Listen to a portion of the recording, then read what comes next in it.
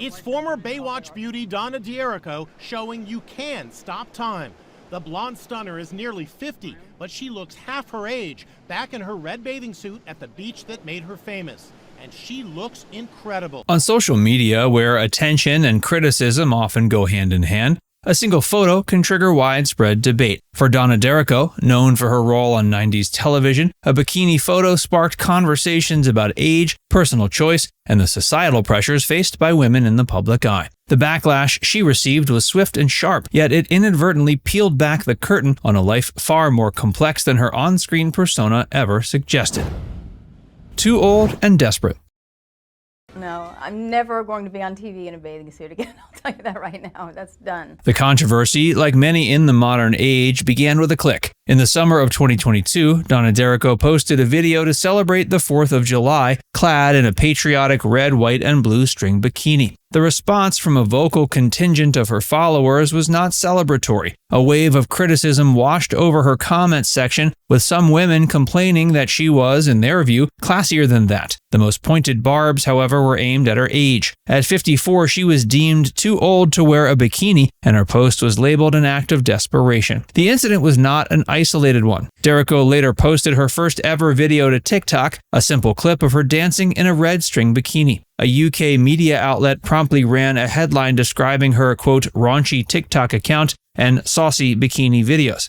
was quick to fire back, taking to her Instagram story to dismantle the characterization. She pointed out the absurdity of the claim, stating that it was literally a single video of her standing in a bikini and that she does not post or engage in raunchy content. She sarcastically captioned a repost of the video, joking that she was modeling her new line of bathing suits for women over 50 and to follow her for more AARP tips. This defiant clapback became her new modus operandi. In response to the 4th of July haters, she posted another stunning photo of herself in a pale pink bikini, this time squatting confidently on a coffee table. She directly addressed her critics, stating that their comments might surprise them, but that she could actually wear and do literally whatever she wanted. This public pushing back against the online bullies was a declaration of independence, but to understand its full weight, one must look back at the tumultuous decades that shaped the woman behind the image. From Hollywood Siren to rock and roll heartbreak. This is your second season, is that right? Second season of Baywatch, that's right. Are you getting used to it now? There was a lot of focus when you first came on the show. Yeah, I had to learn all this stuff and get used to it, and now, I can swim really well now, and, everything's... Wait, you couldn't swim when you got the job? No.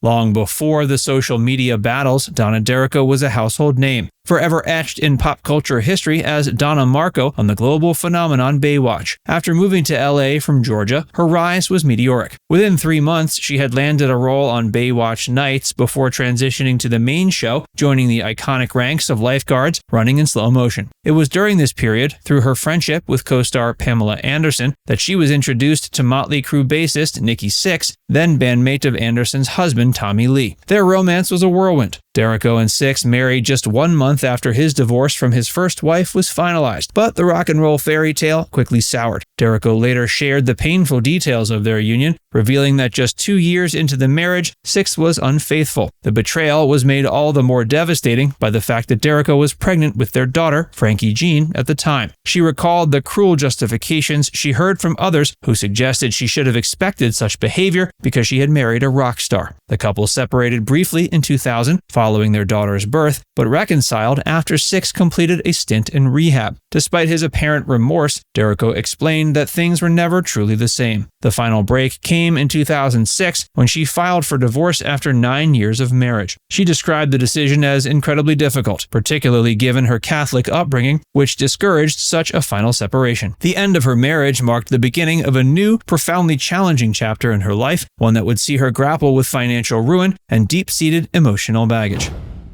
A financial freefall and a search for self. The years following her divorce from Nikki Sixx were fraught with instability. While her divorce settlement included spousal support and a percentage of Sixx's considerable earnings, it was not enough to sustain the lifestyle she had grown accustomed to. By 2014, was forced to file for bankruptcy, a public admission of her dire financial straits. The court documents painted a stark picture. While she had assets totaling over $413,000, her liabilities were more than double that, at a staggering $947,000. At the time of the filing, she claimed to have a mere $20 in her bank account. Her monthly expenses of nearly $11,000 far outstripped her support payments, and she claimed the bulk of her debt stemmed from the divorce 8 years prior. Financial disputes with Sixx continued for years, with the divorce agreement being redone in 2015 and Derrico claiming in 2019 that he owed her back child support and was miscalculating her payments. This period of financial and legal turmoil took a heavy personal toll. A decade after her split, feeling lost and ready to re-enter the dating world, she turned to an unlikely source: reality television. In 2017, she appeared on Patti Stanger's $1 Million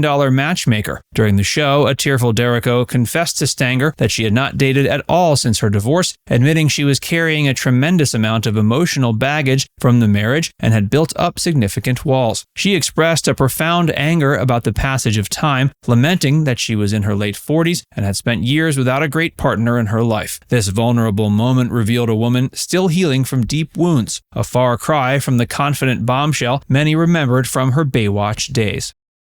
Reconstruction and reclaiming the narrative.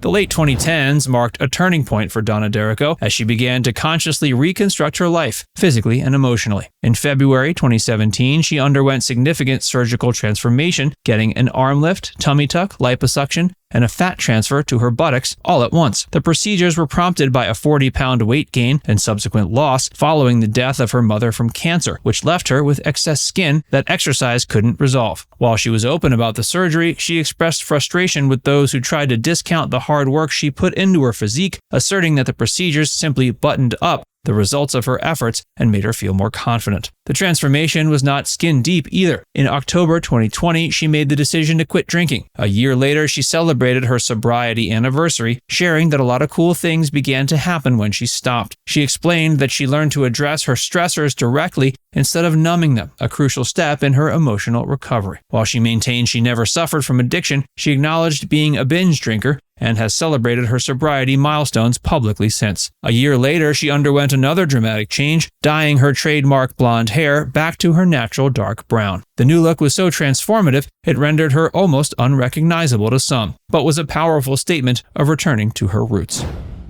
The ultimate defiance. I've always been a big animal lover since I was a child.